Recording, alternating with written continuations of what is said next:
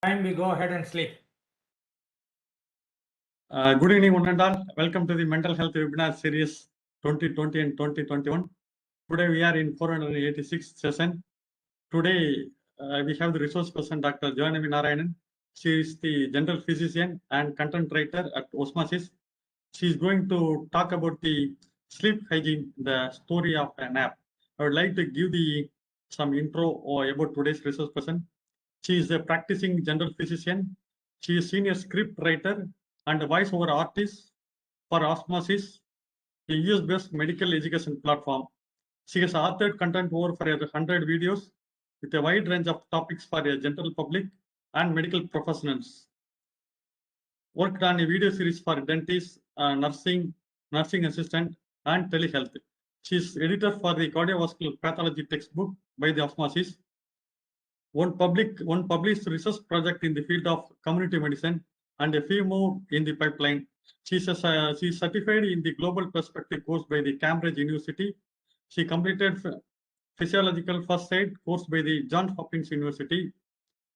Recent advances in sleep physiology, Department of Physiology, UG poster presentation on sleep.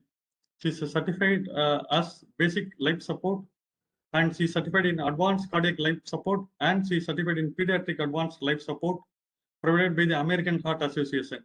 And she is an Indian classical dancer and a dance instructor at Rosa Arpita Center for Finance, Nanganallur. With a kind note, I would like to invite today's resource person and all the participants on behalf of American College Madurai, MS Chellamuthi Institute Madurai, Madras School of Social Work Chennai, and Red Pond Educational Psychological Research Center, and Yellow Pond Counseling Center, and Tamil Nadu Career Counseling Association, Tamil Nadu Counseling Psychotherapy Association. With the kind note, I would like to invite today's resource person. Ma'am, over to you. You can take out the session. Thank you very much for those kind words, sir. Good evening, all. I'm Dr. Janvi Narayanan, and today I'm going to be speaking about sleep hygiene. The story of the nap is because of how important a nap can be in one's life. So let me go ahead and share my PowerPoint.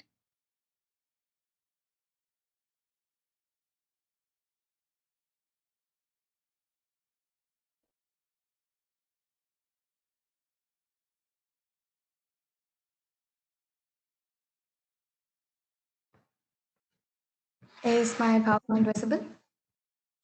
Yes, ma'am. Yeah. Yes.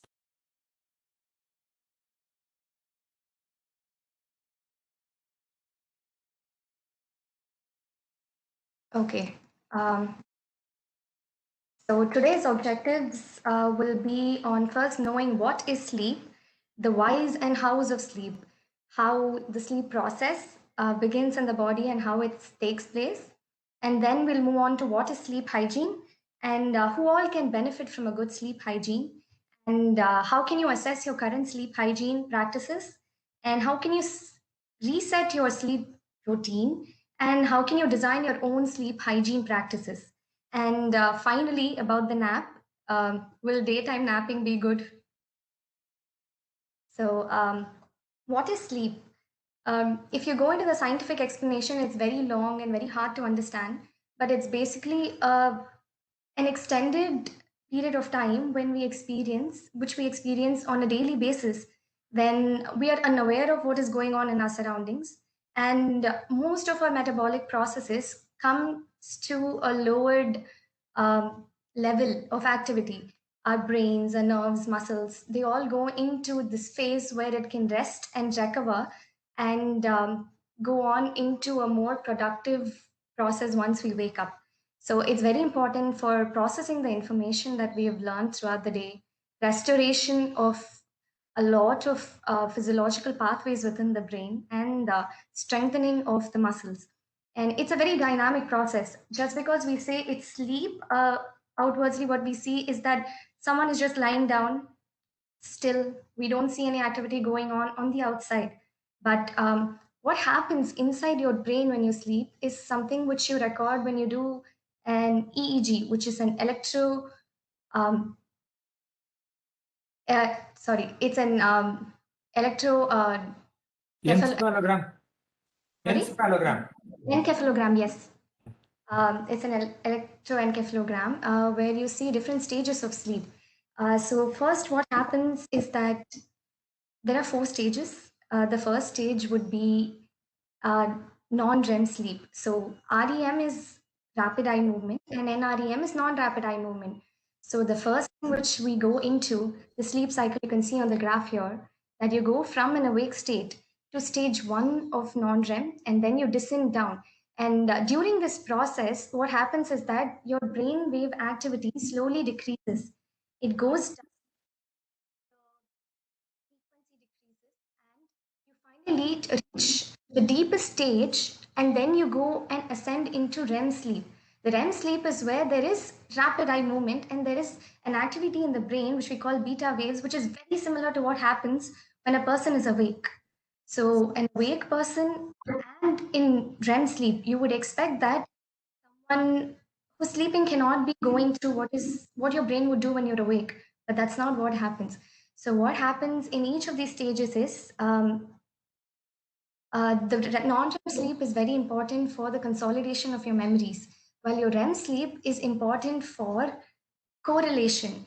It new pathways between your brains, and it causes whatever you've learned, and it associates with whatever you've learned before, and it creates new pathways between them and associations. So what's more important is that the time you spend in sleep. So in each stage of the sleep, ideally, the typical time spent is in non-REM sleep. Stage one, you spend 1 to 5 minutes. In stage 2, you spend 10 to 60 minutes. And in stage 3, you spend 20 to 40 minutes. And in stage 4, which is REM sleep, you spend 10 to 60 minutes. And as you can see in that cycle, the REM sleep, the duration, it should increase as you go into deeper stages of sleep, and you come to a point as it goes through the entire sleep duration, your cycles get shorter and shorter, and you end up in an awake state in the end. So why do we sleep? After knowing the duration, you'll spend quite a lot of time in sleep. Ideally, you're supposed to spend around 8 to 9 hours in sleep, and that would go around to about 90 minutes. 90 minutes, so a normal sleep cycle is about 90 minutes. So 8 hours would be 5 cycles. A normal sleep duration would require you to complete 5 cycles of your sleep and come to an awake state. So why do we sleep? Like I said, the non-REM sleep is important for consolidation of what we have learned when we're awake. It's necessary to improve brain plasticity. It also enhances immune response. It gives you time. It gives time for your body to process what it has come in contact with, the stimulus it has undergone throughout the day. And the most important thing is detoxification of the toxic metabolites in your brain.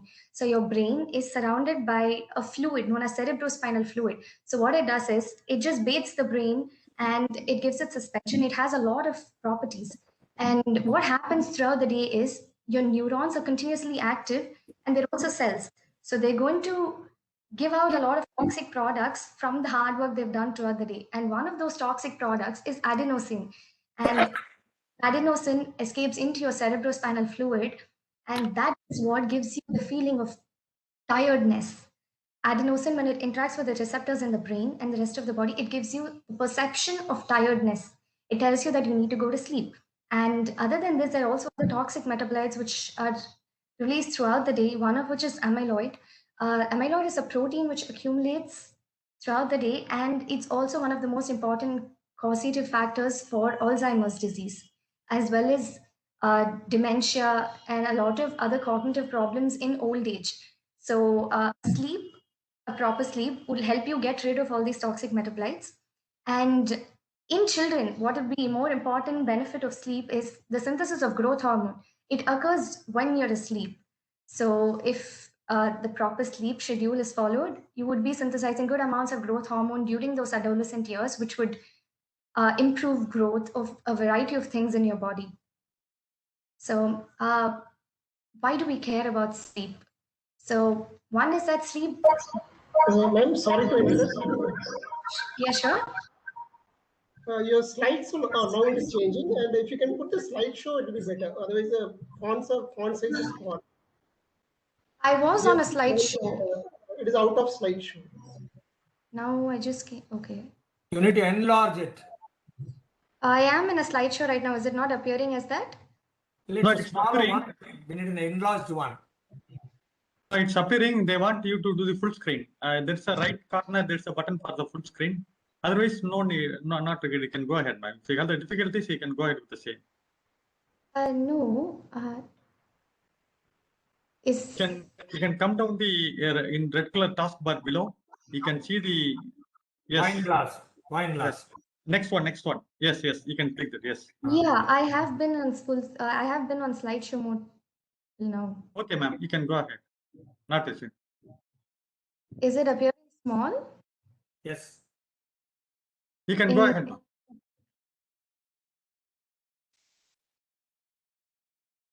Go with the flow, you'll find out. Okay, sure. Let me know if there's any other problem. No issues. You can go ahead. Share the screen and share it back once more. Maybe it would work better. That would be better, ma'am. If you quit and then rejoin, this slide will come. Yes, give me a minute.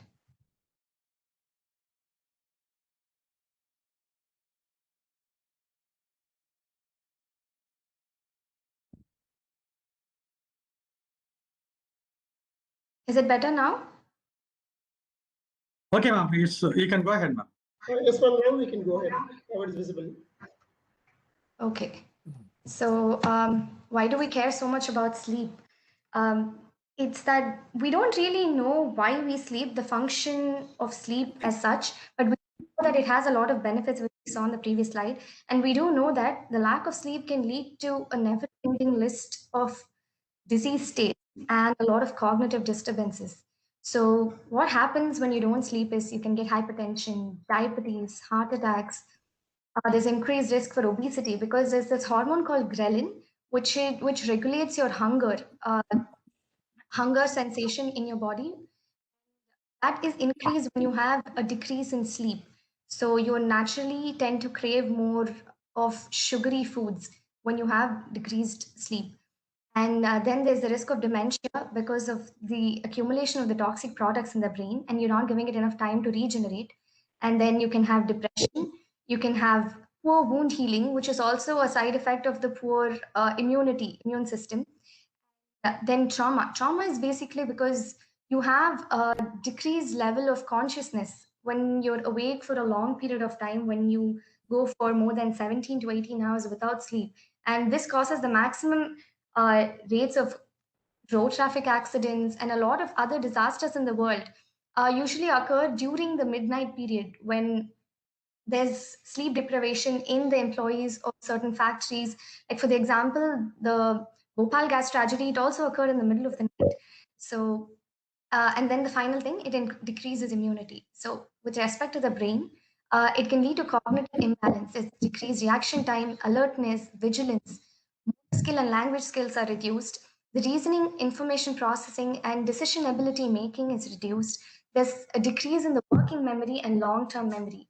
And more importantly, the comparison between how staying awake is so close to being drunk.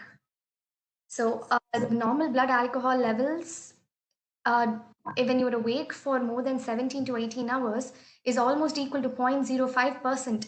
And a 0.08% of blood alcohol level is equivalent to the legal limit for blood alcohol levels. It will be classified as you're legally drunk.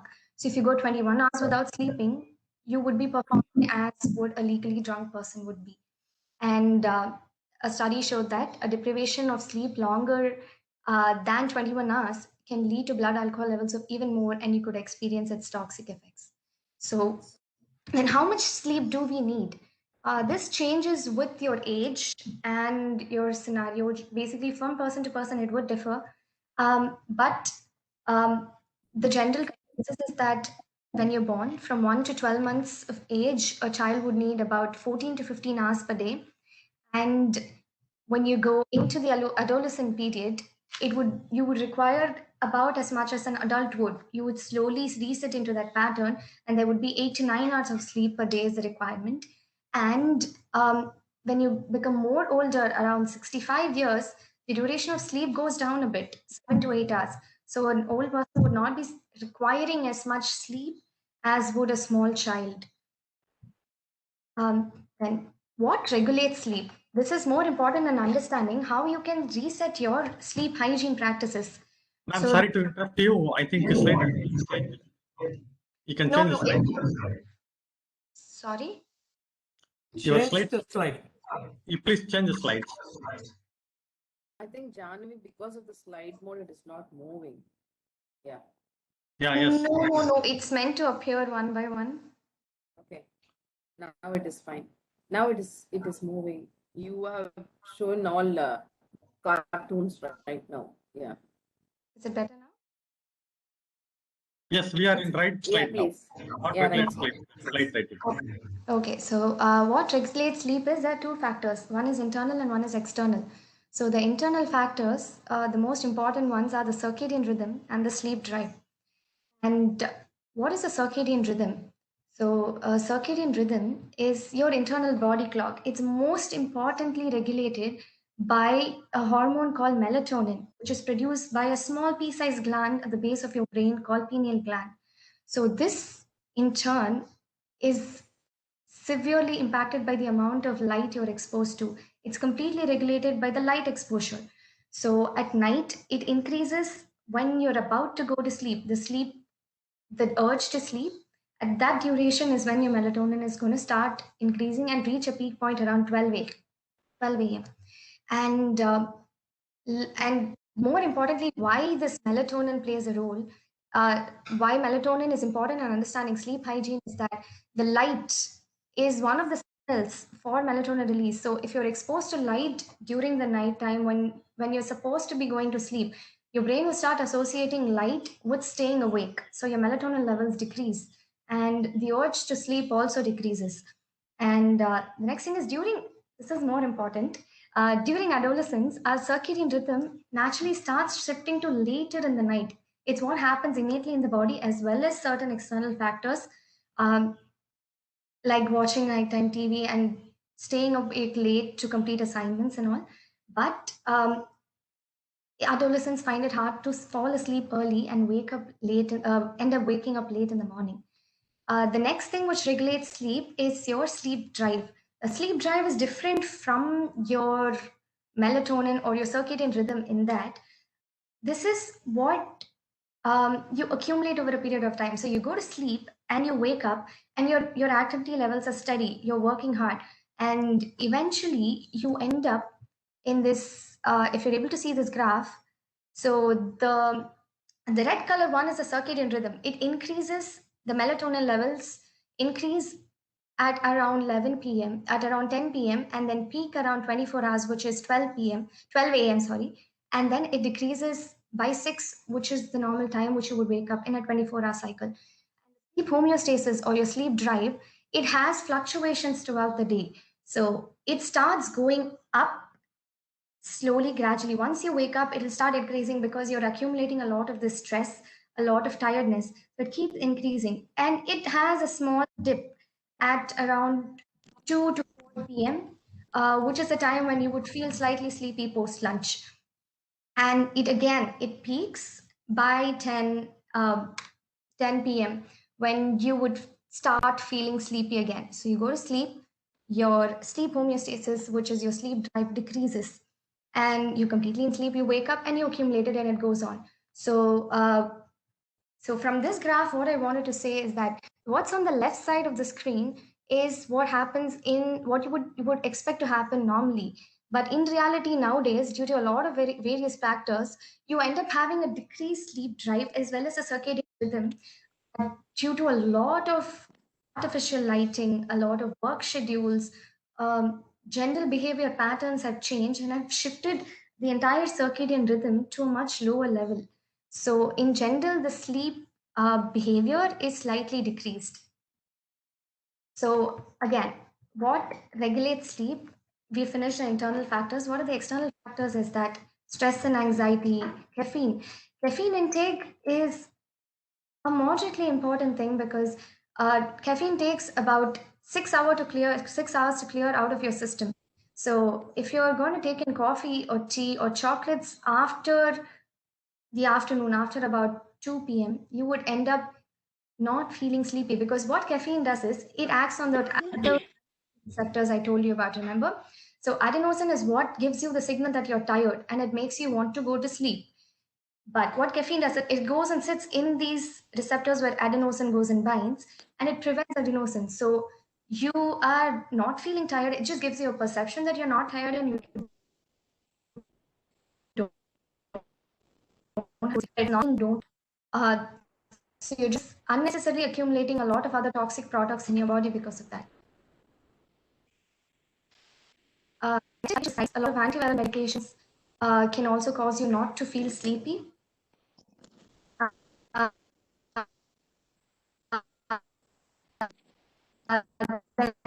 Voice breaks, madam. Timing. Your voice breaks, madam. I think there is an issue with the network, Janavi. Yeah, there was an issue with the network. Just now is fine. We couldn't see your video, and as well as the voice is breaking. Forget the video for some time. Keep talking. We'll find out.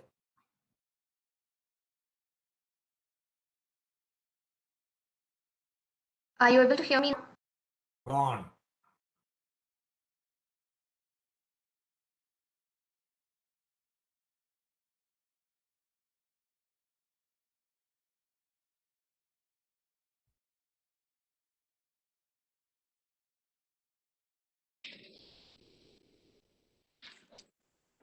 Yes, Give me a Janavi. second. Ma'am, you can go ahead.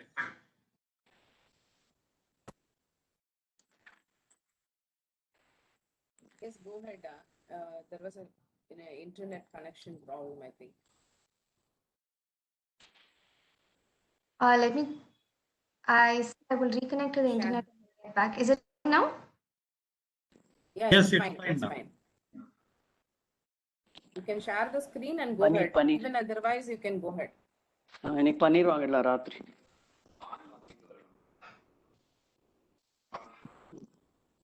Okay.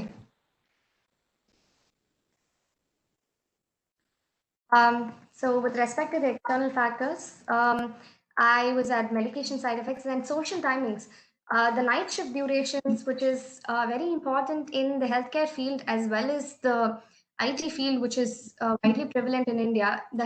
The sleep durations are not regulated. The work schedule is even more erratic.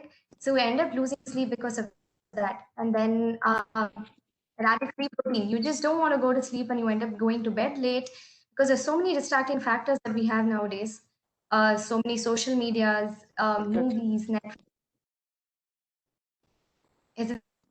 Is there a disturbance again?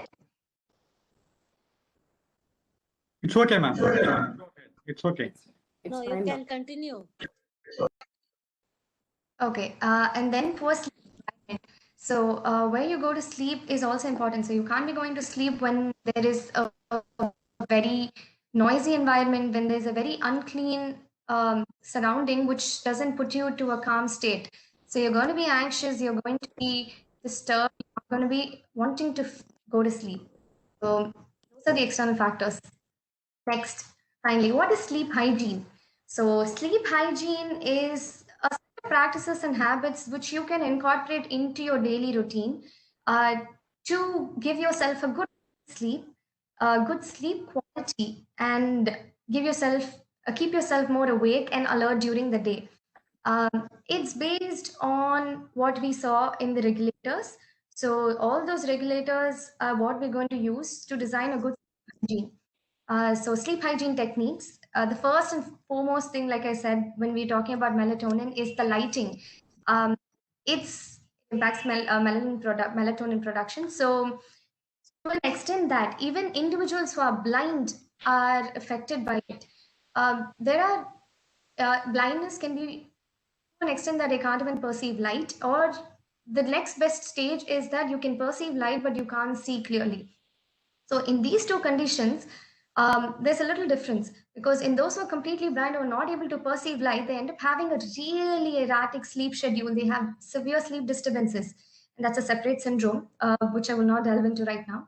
And the people who can perceive light, in these people, when you expose them to lights at a wrong time, the melatonin levels, the melatonin production will decrease, keeping them going to sleep. This is what happens with us even more, because we are able to see these lights very clearly. Especially this is affected by the blue lights, which is emitted from your phone screens and LED displays. The next is temperature. So when you're sleeping or you're going to sleep, in the nature, what would happen is not increase in the temperature outside. So from the morning, from when the sun goes down, in the night, there's a decrease in temperature. But since we are in an artificial, most of the times at home, so we need to try to control the temperature. Even in an Indian scenario, the ideal temperature to go to sleep would be around 18 to 19 degrees Celsius. So this would give you something which is not too cold and not too hot. So you end up having this right temperature to go to sleep, and it keeps you calm. So the bedroom environment, again, you need a calm environment. You need to set your place in such a way that there's no distractions. Ideally, you can keep your work as well as your bedroom arrangement separate. So if you have a desk, try to move it to a different place from your away from your bed or to your next room. If that's not possible, the place around the bed, keep it clean, change your sheets often, place it neatly, and more importantly, get rid of all the gadgets as well as the televisions around you, around the bed. So what this ends up doing is, the blue light is one thing, and too much distraction. Your brain is going to be super active before going to bed. So it's just not going to get the signal that you need to go to sleep right now. The next thing is, set a constant wake up time and a bedtime. So more important one, setting a constant wake time. So your body naturally understands this, has been trained to understand this 8 hours of required sleep. So when you set a constant wake up time, let's say you required a job by 8 and you need to wake up by 6. So you calculate 5 sleep cycles, which would be 8 hours from the time you wake up, and then you go to bed at that time. You would end up waking at the time you would want to. And this would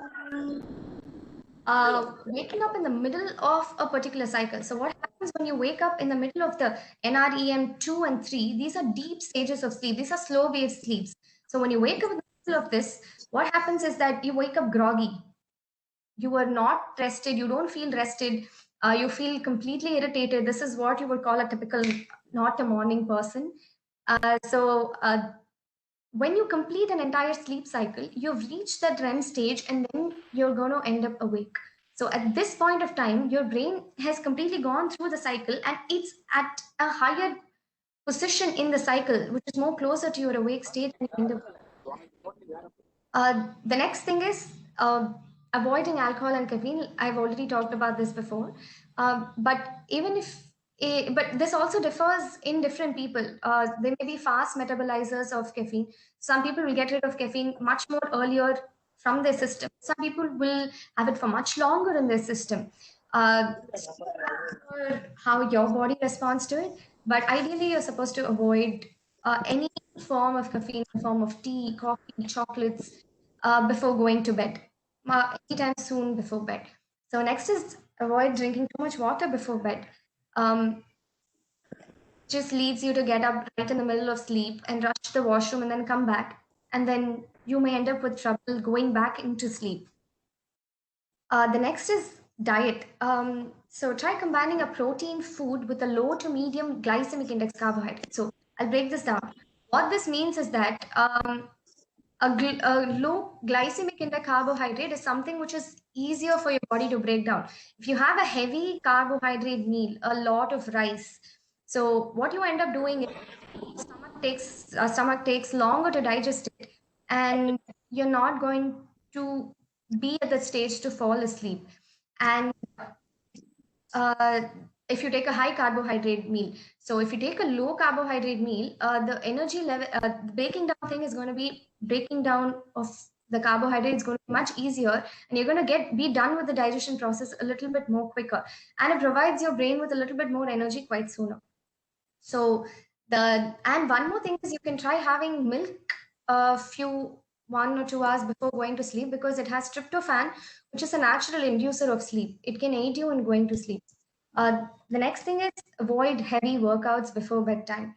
A heavy workout is just going to end up releasing a lot of cortisol, a lot of stress hormones, which is adrenaline, which is just going to keep you awake. A lot of dopamine is going to be released in your brain. You're going to be feeling more awake. So it will just delay your sleep time. Instead, what you can try is stretching or doing a bit of moderate flow yoga, which will help you relax. It will set the energy level low for your body to just slip into sleep. Instead, anytime you're planning to work out, schedule it definitely 3 hours before going to bed, 3 to 4 hours. The next is you can try winding down techniques. In CROT, this is very helpful even in a person who has a good sleep schedule, even in a person who is able to go to sleep easily. This will definitely improve the quality of your sleep. So the different things you can try is, one is progressive muscle relaxation. So this is nothing, you just sit in a place and consciously just control your breathing first, and you're going to consciously relax each and every part of your muscle. You're going to focus on it. You can do minor exercises, minor stretches of those parts of the body, which will relax those muscles, and it will help you go to sleep easier. The next is banishing through speaking out loud. This is nothing but your brain is just a clutter of thoughts.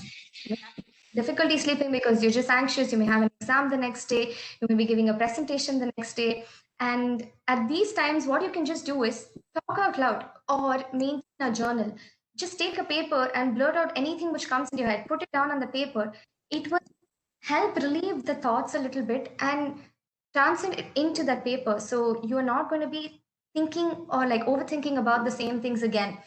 The next is planning your day ahead. So what makes all of us anxious, or you're always thinking, I have this work to do tomorrow, I have to complete a particular errand tomorrow. So in these situations, just again take a paper and jot down what you're going to be doing the next day once you wake up. If you set a motive for you to wake up, it's going to be more easier and you're going to want to wake up. Try scheduling something in the morning which will motivate you to wake up, something you like doing. It could be a small physical activity, it could be gardening. You may enjoy just walking in the park. So anything which gives you a little peace and calm in the morning, which makes you happy, any activity, schedule that the first thing in the morning. So it gives you a motive to wake up and the entire day goes well as well. The next is start a bedtime routine. So a human brain is something which is trained on habit. So if you routine, which is a set of tasks you do before you go to bed, every single day before you go to bed, eventually it's going to learn that these set of tasks are going to be associated with going to sleep the next minute. So when you start going through that procedure itself, one by one, those tasks, your brain is going to go into that, start settling down and start wanting to go to sleep. So it could be something simple as just brushing, taking a warm shower before going to bed, journaling, drawing. It can be listening to some calm music. So it can be reading a book. So any of these activities which you can set as a routine, just half an hour or minutes before you go to sleep, will aid you in slipping into that sleep a little sooner. The next thing is, again, because the brain starts associating certain activities and certain objects. So get out of bed if you're not sleeping. If you're not feeling sleepy, just get out of the bed and go for a walk for about 10 minutes. And then come back, relax yourself, calm down. And then once you feel sleepy, come back to it. If you're going to stay in the bed just rolling around, thinking I'm not getting sleep, over time, if this happens for a long period of time, your brain is going to start associating being awake in bed. So it's going to be more difficult to get yourself to go into that sleep zone. The next, how can you current sleep hygiene? So it's quite easy. So you have trouble going to sleep, you have trouble falling into sleep and maintaining sleep. So there's a difference between not being able to sleep for a few days and developing other sleep problems. So one of those would be insomnia. which is a more severe form of sleep deprivation. I'm not going to be talking about that here because it's a much more topic by itself, and treatments vary, but sleep hygiene would also help if you're an insomniac. So bedtime problems. If you have bedtime problems, then if you have excessive sleepiness during the day, if you're just nodding off, just falling asleep in the middle of an activity, in the middle of an exam because you've stayed awake the previous night, that's because your sleep hygiene is bad. And awakenings in the night. Then having an irregular sleep schedule, sleeping for a different number of hours every night, that is just going to set your routine haywire. You will not get that relaxed, that calm, that rejuvenated feeling once you wake up. Next is sleep disorder. Sleep disorders will also affect your sleep hygiene. So one of that is sleep apnea, which is when you some people they'll have certain periods of difficulty in breathing when they're sleeping. That's the most simplest way to put it, and that can lead to snoring. And in more severe cases, that can have much more difficulty breathe. They'll have cessation of breathing, and they'll wake up. So one of these examples is that. So if you have sleep disorders, you're going to end up waking up. Then how can you reset your sleep routine? So this is an interesting topic because your body adapts to anything you do, but it takes time. Ideally, your circadian shift about 1 to 2 hours per day. So if you want to or if you want to postpone it by any particular number of hours, you should start in increments of half an hour to 1 hour. So every day, if you keep following that, by the end of 1 week or 2 weeks, you're going to end up within that necessary sleep zone timing that you wanted. So if you want to start sleeping early and waking up early, should start now. Start today, start just going to bed 15 to 30 minutes early. You don't even have to try sleeping, but that constant wake up time. So keep that in mind and wake up at a particular time every day. So eventually your sleep schedule, your timing, your routine will start shifting to the particular time that you want. And this is more important for shift workers. Anyone who's having to work nighttime shifts, who's having difficulty in sleeping because of that. So what happens in those people is that mostly healthcare workers, we end up working over the night, random night shifts. So the next day when you come back, you're just left with that entire 24-hour sleep deprivation, and then you end up having to go back to work. So what you can do is just take that day and segregate any 8 hours for sleep. But also remember, period of time is very detrimental to health. You cannot sleep schedule to the morning. It has to be a portion in the night. You need to have this nighttime sleep. Daytime sleep is not going to benefit you in a lot of aspects. A daytime nap will, but a daytime sleep will not. So designate 8 hours of sleep, 8 hours for sleep, switch off the lights, create a surrounding which kind of resembles that of a nighttime. And if you're going to switch between a work day and a non-work day, so the next day after work, or you've worked a night shift for an entire 6 days of the week, and then you have a Sunday into the morning shift from the next week.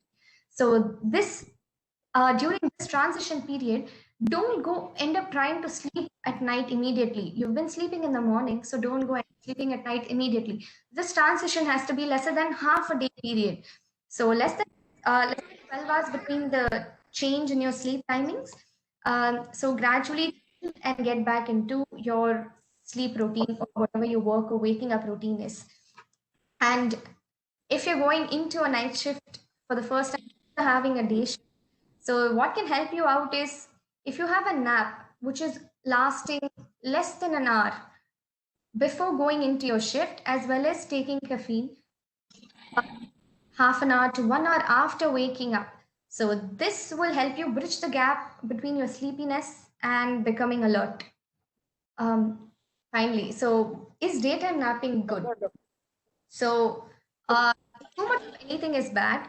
So if you were to design it in a particular proper way, daytime napping is good. It's very beneficial. In fact, various studies have found that a single daytime nap lasting about 10 to 90 minutes can give you great benefits, great increases in memory power, and consolidation of the information you learn just before the nap.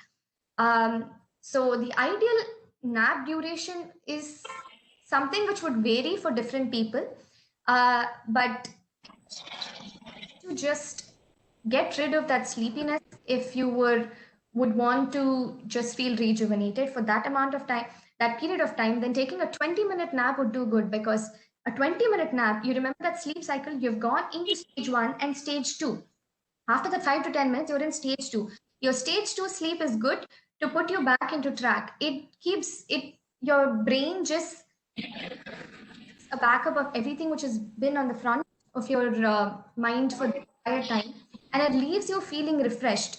So this 20-minute period, waking up in that state NREM stage 2 of your sleep, would leave you feeling refreshed. But if you go beyond this 20 minutes to 25 minutes beyond this, you've gone into a very slow wave sleep, which is your stage 3 of your sleep. It's going to be much more deeper and difficult to wake சாயந்தரம் up. So விலைக்கு தான் வச்சுட்டு இருக்கேன் எல்லாமே.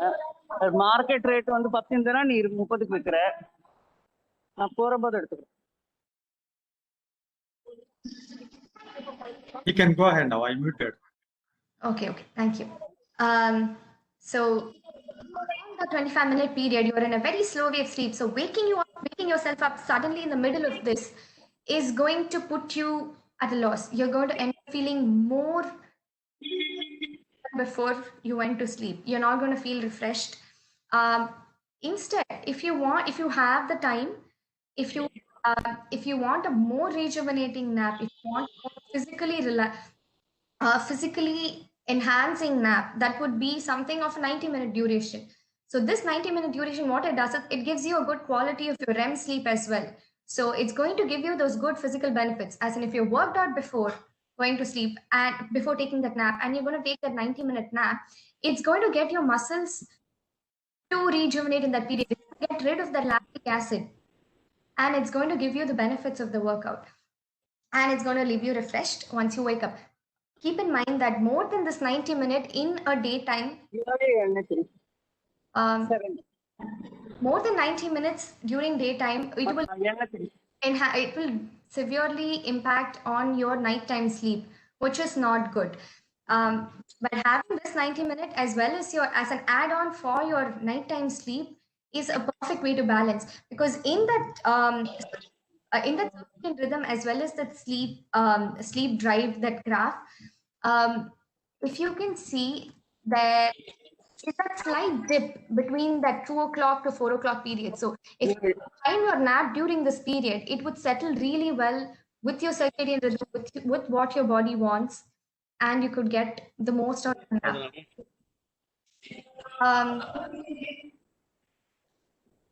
Okay, so that's it. This is some helpful resources that you can look up if you want to read more on sleep hygiene practices. Thank you. Thank you, ma'am. So nice, wonderful session. Now, Sunita ma'am, we can carry on the question answer session. It was an excellent presentation, Jahnavi. We enjoyed it. Participants, you can ask questions or you can type in. I usually go to sleep by 2 o'clock, wake up by 9 o'clock. That's a routine for the past so many years. I'm healthy. I think my memory Even is. my sleep duration is not well regulated. For me, the problem is that I feel the most effective time period for my brain to be working is between that 10 to 2 that time period. If I want to be studying or if I want to be working, I work during that.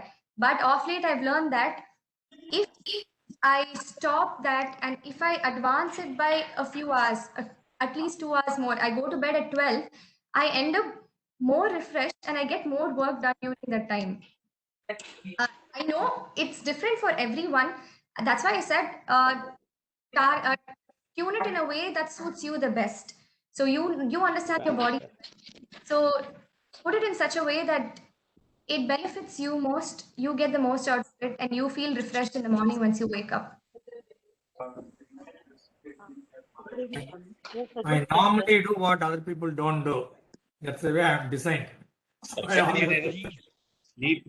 And one more thing that I want to say is I have a doubt. You were talking about room temperature at 18, 19.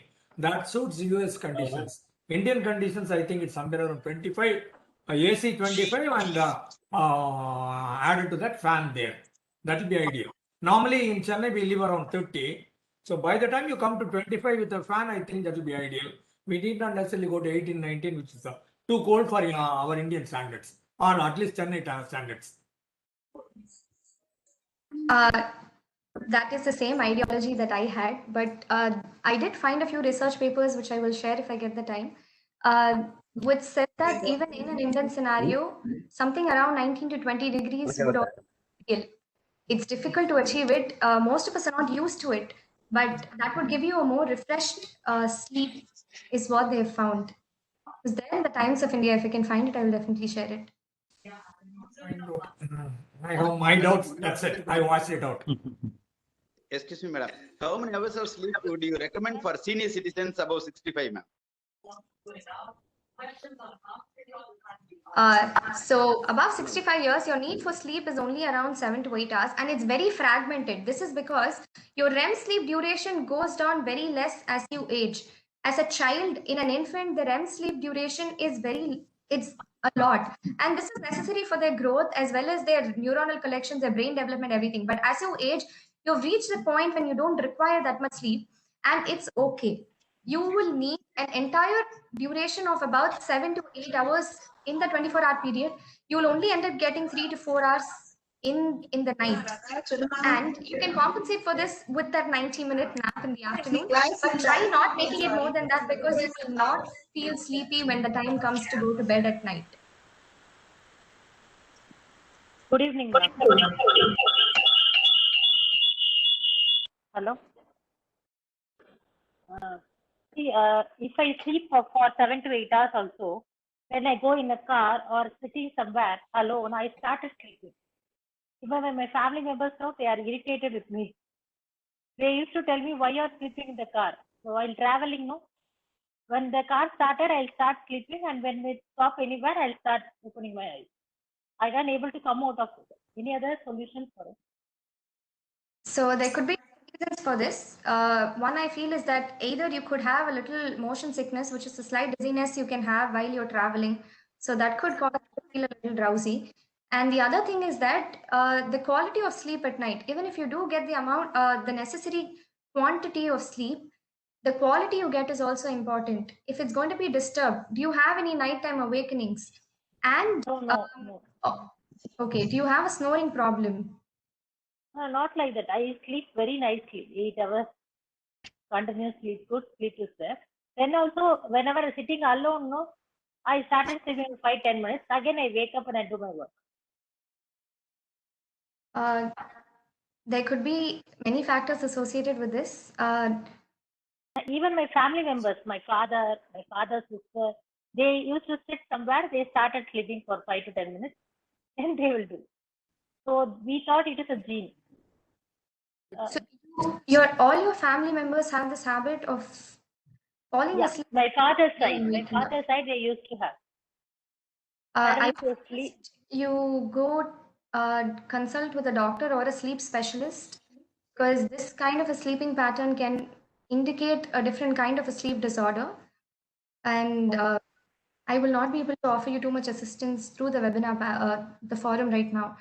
So it would be better if you could consult with a sleep specialist regarding this. Yeah, thank you, ma'am. Ma'am, generally in the people above 70, they are using for the sleeping tablets every day, like 5 year, 10 year, like that. Is it possible to avoid, or it's a common in that age they have to take the sleeping tablets, or without they can survive, or how it is now?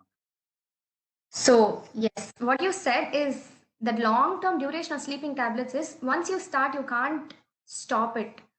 So starting sleeping tablets in individuals for a long, the thing is the doctor would have prescribed it to them only for a few days or maximum a few months, but they end up taking it over years because they are unable to fall asleep.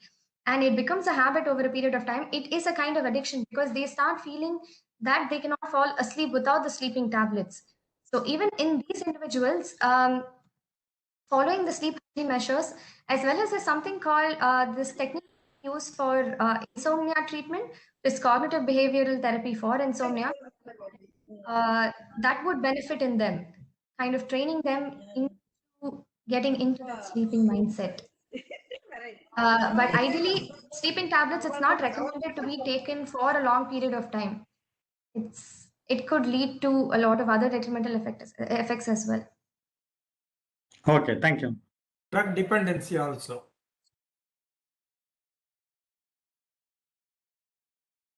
Madam, doctor, I have a question, doctor.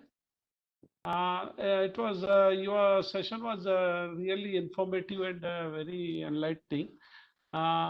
Actually, during sleep, you get a lot of dreams, So half of the time, if you are engaged with the dreams, whether do you consider it as like a 6 to 7, 8 hours I'm sleeping? Suppose in that half time goes in the dream, then whether it is a sleep hygiene or we have to have something, to change back.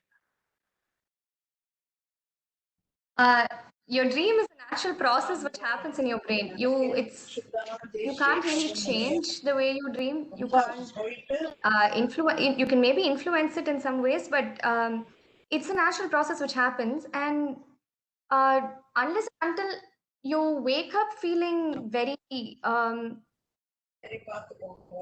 or you wake up in the middle of that dream, that could indicate it's called a different sleeping disorders, parasomnias. So that is when you would have night terrors or nightmares. These conditions have to be looked into. But otherwise, you don't have to do anything about the dreaming. It's just a natural process which happens in your brain. There are many mechanisms suggested for it. No one really knows why we dream or what happens during it. But it is thought to help in consolidation of memories, and it's just a different portrayal of what happens in what you have just witnessed in your life so far. No, normally the dream what I get, maybe suppose if I am engaged with some, examination or something, so I get dreams about that only. And in that dream, everything I will start, like I will go to the exam and again I feel that I am not able to write and the 3 hours examination period is over, then I feel that I am failed. So like that in the end, some scary things will happen. So in that, what I feel with these all wasteful dreams, they are curtailing my sleep or what I wanted to just take up. No, it's not See, you can influence what you can maybe try to influence what you dream in that particular night. It all depends on what you have fed into your mind before going to sleep. So if you go to bed with that anxious thought of having an exam the previous day or a previous experience at an exam hall, when you were severely anxious and you had that fear or you have your results coming out in a few days, that will definitely have some impact on the way you dream. But in general, what happens when you dream is that there's a dissociation with the perception of time. So what happens outside is not what's happening in your head. During the dream, you could have gone through multiple days. It's just a perception. It's just what you just end up feeling. It's nothing abnormal. It's just that you can. It's not a clutter. You can try changing because it's affecting the way you feel when you wake up, and you have this negative impact because of a particular consequence of a dream. You can try incorporating certain positive items before you go to sleep, like something which would make you happy. Think about you could read something which gives you positive mindset. You can listen to a good form of music. You can watch some laugh. You can play with a child. Anything which will give you a positive mindset to sleep will possibly affect your dream. Actually, engage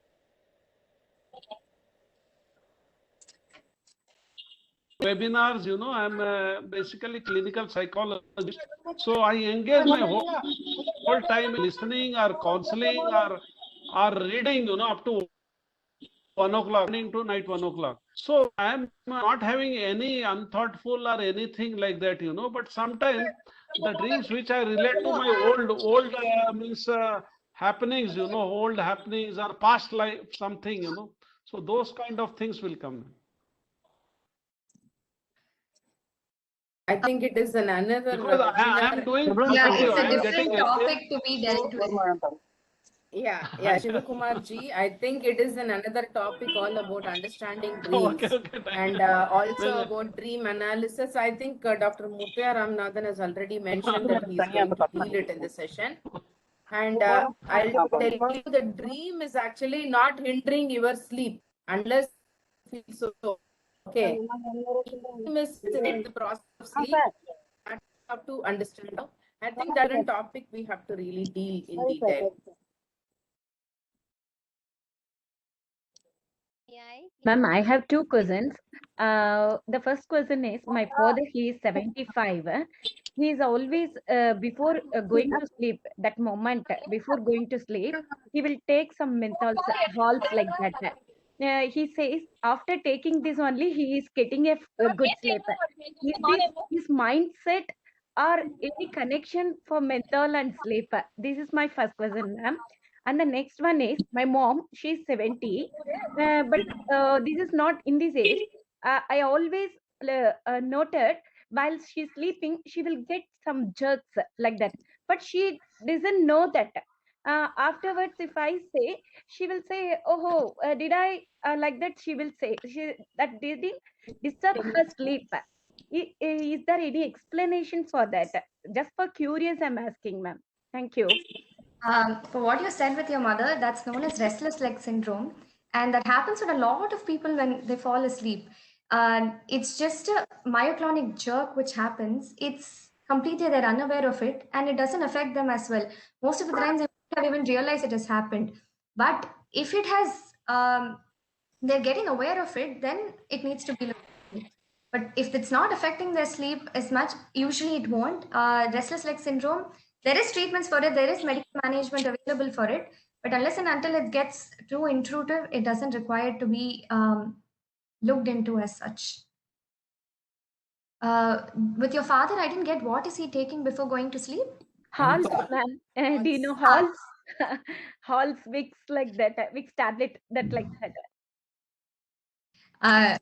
So ask him if he's actually getting any relief in his throat because of that, or he could be having any difficulty breathing. If that's not there, then it's purely just sleep routine related. He's just used to doing it for many days, many years. So he's just doing it out of habit. So he's associated it with sleep. He's doing it as his routine before going to sleep. Actually, he is doing for the long. I'm watching him from my kid. I'm kid actually.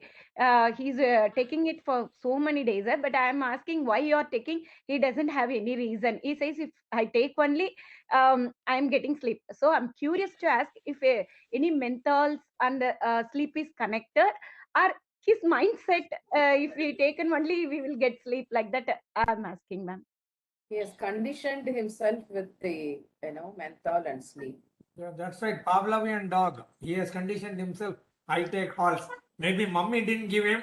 And when he was on his own, he started taking. So he is feeling good. And he goes to sleep. Many of us are conditioned for this Amirdanjan smell before going to sleep. Vicks smell before going to sleep, like that. Don't mistake me, not many women. Yeah, whatever it may be. And little bit of nose block also, it reduces. So people uses this as a routine. In lighter veins, restless leg syndrome, the guy sleeps all right. It is a spouse who is into problems. That is hypno teacher. Yeah. Ma'am, I have a small doubt. Till about 40 years or 45 years, when I go to sleep in the night, after 7-8 hours, I get up. No interruption. Very rarely I get interrupted. But the last about 7-8 years, first, the moment I go to sleep, within a few minutes, I go off to sleep, go into deep sleep. But after 4 or 5 hours, I wake up. And then it takes around 15-20 minutes. Again, I go back to sleep, then another 3-4 hours. So this interruption in sleep, like instead of having a continuous 7 to 8 hours sleep. I'm having one break in the middle. Will it affect the health? If you're able to go back to sleep within 15 to 20 minutes, it shouldn't ideally affect your sleep in any way. No, but this Not able to go to sleep at all and you just stay awake after that nighttime awakening at around 3 a.m. like you're saying, that would definitely affect your sleep. If you're able to go back to sleep, it's fine. but there is a brain continuity, the brain's processing of the previous day's data, the muscles relaxation, rebuilding. It will just the continue sense- once you go back into sleep. If you don't, as far as my understanding of sleep goes, that amount of time period, if you're able to go back into sleep, it will just restart its process. It'll just continue with it. You'll just put it on pause and it'll renew with it. So thank you very much, ma'am. This thing was troubling me for a long time, but you have cleared it. Thank you. Welcome. Is there 2-minute time? May I raise my question? Yeah, please. Yeah, please. Question, please. Yeah, I don't think I wanted to raise a question, but yes, I face a very Your voice is not audible, ma'am. Yeah. Little bit louder. my question is, according to you, as you are sleep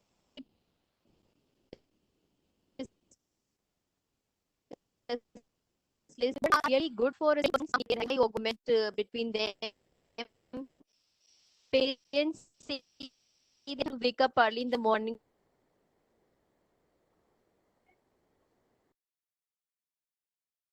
We didn't get half of and what that you they should said. go according to their wish We and couldn't get biological the clock, question. or Would you please really they type should. in? We Dr. couldn't get Rupa, the we question. didn't get half of what you said. Okay. Could you Should I please repeat? type in the Is chat? it audible now? Yes, ma'am. Yes, go ahead. Now you Right. can My type. question is, my question is, many children come with their guardians and there is an argument between them. The parents recommend them, push them to get up early in the morning for studying hours, and they recommend so in very pushing way. But the children says that I am not comfortable. I want to go for till 1, 2 to study in the night. And this is really a debate, because I want to know from a sleep specialist that really is this factor that we should try and more, because there is a high energy in them. They can change anything if positively and constructively they made it clear. What should you recommend as a specialist of sleep, please? So in children, it's like I said in the presentation, your circadian rhythm slightly shifts to a little later in the night as a part of the physiological process. It's something to do with the internal as well as external factors. And ideally, you shouldn't be forcing them to be waking up in the morning. But unfortunately, because the school timings and everything is demanding them to be woken up, we are doing that. But it's, if possible, if we can change the mindset of all the schools, the start time, it would be so beneficial to such an extent that cognitive abilities would improve. But having said that, that's not possible. You can't change the mindset of the entire world to start schools a little later. Some schools are doing that. There are many schools which delay in some parts of Singapore as well as some schools in China. I'm not aware of any in India because we're used to making kids wake up at 7, go to tuition, and then go to school. But some of these schools, they start only by 9, and they also incorporate 1 to 2 hours. The entire lunch period is of 2 hours. So they go for lunch and they get that 1.5 hours of sleep time, that nap time. It's a part of their culture. So they take into account that morning wake up time as well as the nap time for the children. So anyone who has not had that particular amount of sleep in the night also, they can compensate for that with that nap time. So in children, if it was possible, it's best to recommend that. But forcing them to go to sleep, you can try sleep hygiene techniques. You can try getting them to go to sleep, go to bed a little early, but you can only try so much. They won't get sleep time in their condition to get it. Ma'am, is there one book which you can recommend for a layman like me who can get an idea about sleep? Like, no, for refreshing, and I can share it with my family members, friends. A simple book on sleep hygiene. There's one very famous book called Why We Sleep by Matthew Walker. That's if you want to start reading about sleep, that's what you should do. And that's something my brother recommended to me. That was the first thing I read about sleep as well. That's very easy to understand, and that will change your mindset about sleep quite a bit. Even if it's a bit exaggerated in its contents, it will change your mindset about wanting to sleep and going to sleep. Can you repeat the name of the author? It's called Why We Sleep. The author name? Walker. I think it's called he's called Matthew Walker. Matthew Walker. One more doubt. Whatever you said, that a proper sleep hygiene in the sleep routine in the night, and for the children, 1 hour sleeping in the afternoon. I remember when I was a child in the UKG, first standard, etc. These all were followed in the schools mandatory. But now the schools have gone 180-degree opposite. They say the children, no, don't sleep much. Get up at 5 o'clock in the morning, 6 hours. There are so many schools rote memory, they just literally make the children to mug up from end the page first to page last. How much damage is it causing to the society now? See, at that growing age, children need sleep. That is when they're processing everything that they learned. They're forming new neuronal connections. A lot of growth is happening. Like I said, the growth hormone is being secreted during that time. A lot of aspects, their bone growth, their muscle growth, everything is dependent on sleep. In fact, even the reproductive health is also dependent on sleep. But I'm sorry, I forgot your question. How much damage it is causing to the society? It's causing quite a bit of damage. If we could give these talks in schools, it would also be very beneficial. We could at least get the children and the parents to understand the necessity for sleep and not forcing unnecessary tasks on them, tuitions, so many classes after co-scholastic classes after school. It's not, let them first grow up peacefully. Let them get that sleep and do it much later in the day. Let them choose what they want and do that. But the irony is, what I have seen is the children, the people who put their children in such schools are judges, high level defense officers, highly qualified doctors. They are the people who are putting children in such kind of school. When they're supposed to set an example, they're supposed to set a policy for the nation. They themselves are doing. Then what is going to happen? So how to reverse the trend? I'll ask you one line.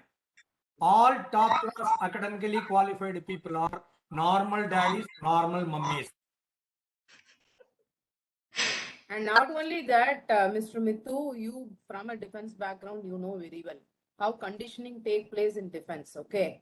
So, and very importantly, disciplining is also important for an extent for children, but not with the sleep thing, which has been there in our culture right from your tata patti. If you ask, all of them will say, காலையில எழுந்து படிக்கிறதாமா நல்லது. Morning early wake up and 4 o'clock. When the growth hormones are going to secrete, it's going to about to start, we will wake them up, come and sit and sleep, study.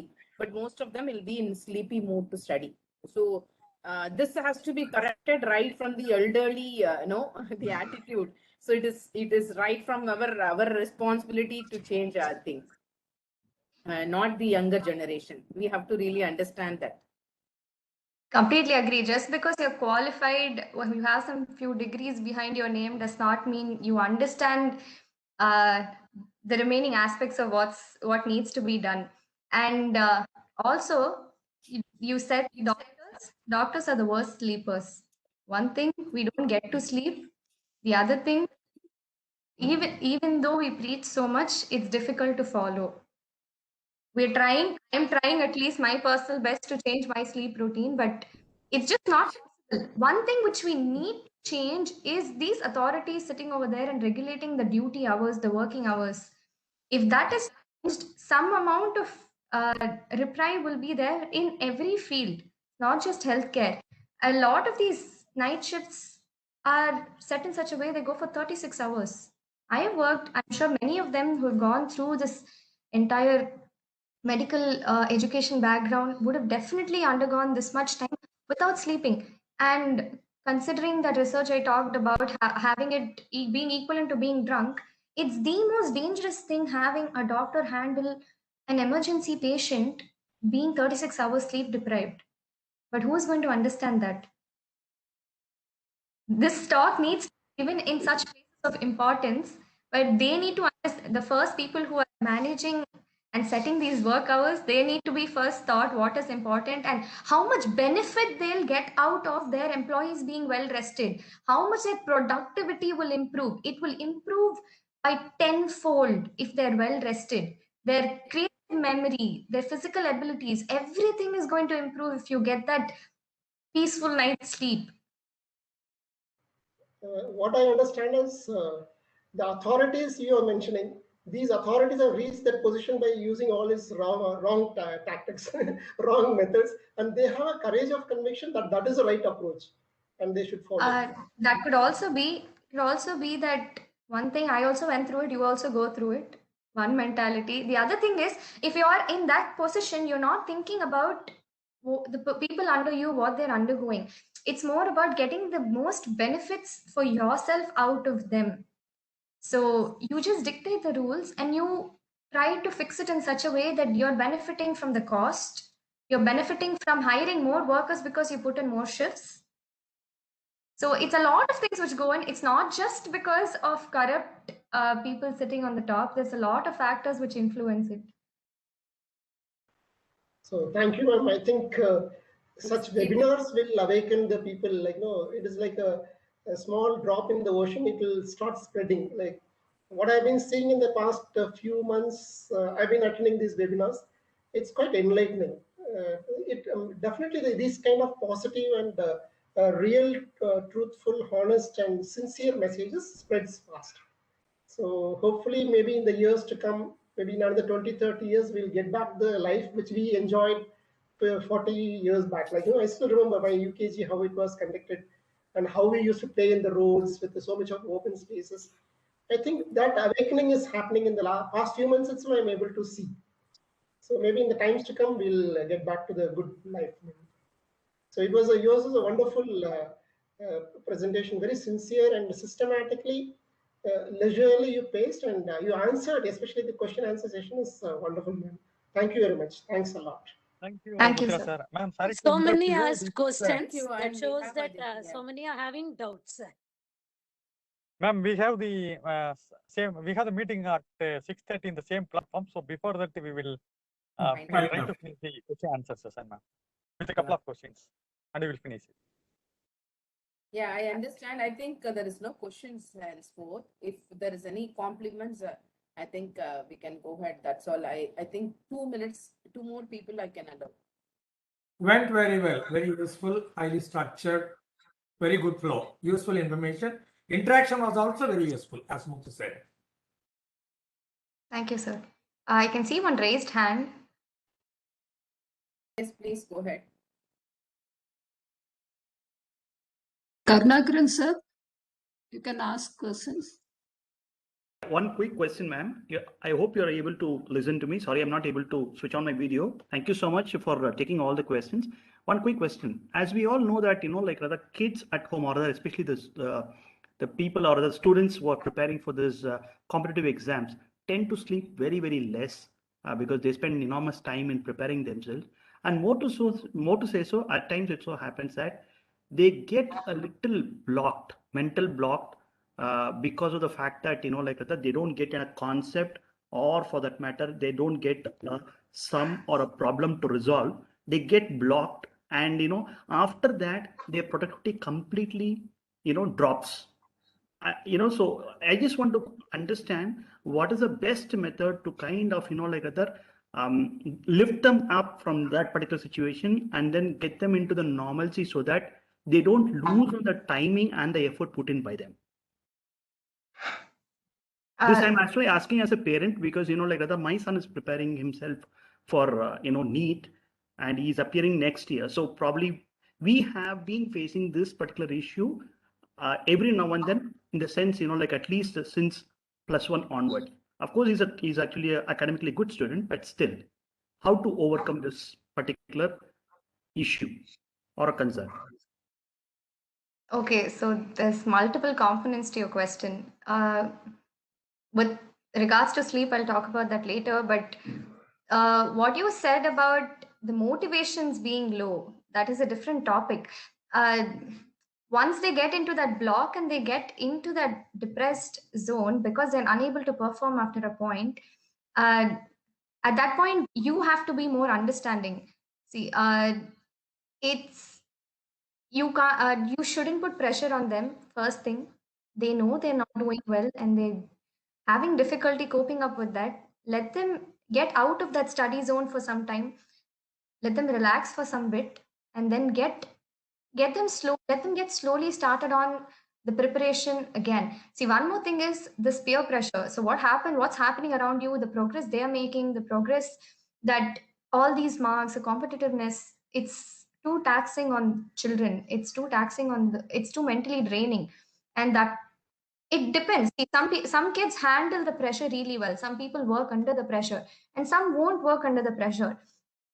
So let them be away from this influence of what's going on outside, what other children are doing, and they just need to be told that no matter what they're doing, let them do the best.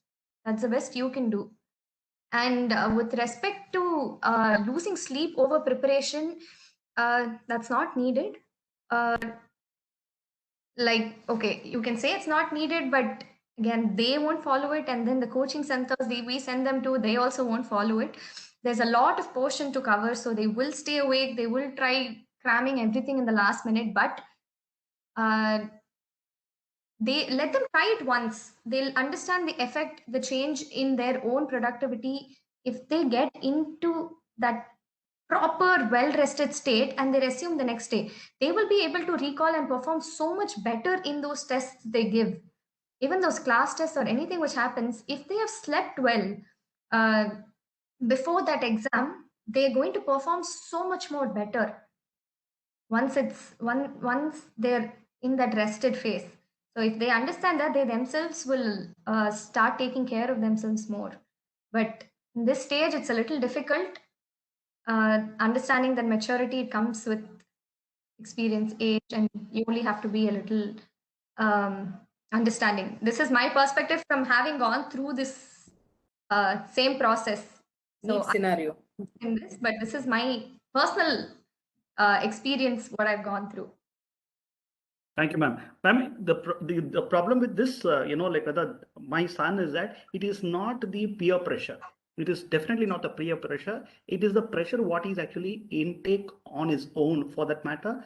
It so happens that I am actually good at all these things. Why am I not getting that particular problem or that issue or that particular solution or, so he gets stuck at that point in time and he is unable to kind of come out of that.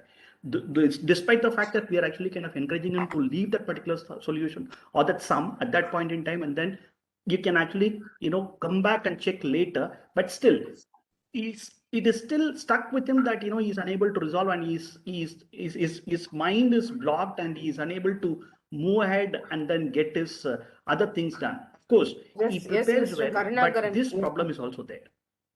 Yes, Mr. Karunakaran, that is maybe due to the performance anxiety also. I should do my well and I should do my best, and somewhere it is there, and even with the people with a little bit of perfectionist, and they tend to have this kind of an anxiety before they are approaching this. So I think that child need to be first understood properly, spoke to them, what is the hindrance, what is actually creating a block for them. Then we may go by that case. It is not something related to the sleep or something related to the regular aspects of what is related to the competitive examination. I'll tell you, the neural plasticity, if you train your brain, you can do wonders. You can do anything, with the neural plasticity, people are talking about something about you can actually, even without sleep also, you can perform very well if you train your brain. So it is not that it is not advised that you shouldn't be sleeping. What I mean to say is, there should be a proper sleep hygiene for people who are deprived.